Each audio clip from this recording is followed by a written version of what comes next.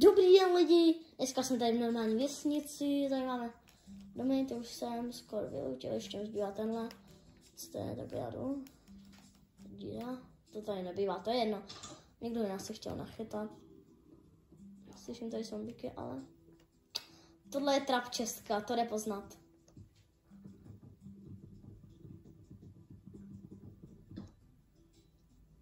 Nic tady není.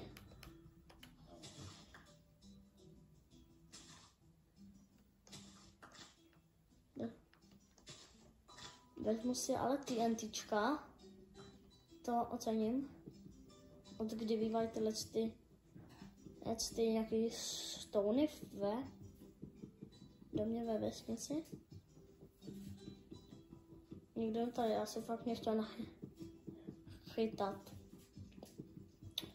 No nic, nikdo mě tady chtěl nachytat asi, ale přece určitě lidi, jak víte, zkusím se vyspat. No a jak víte lidi, ne, já jsem přece youtuber Tomko a mě žádná pas nenachytá. Do prčic! Ne! Tak asi jo.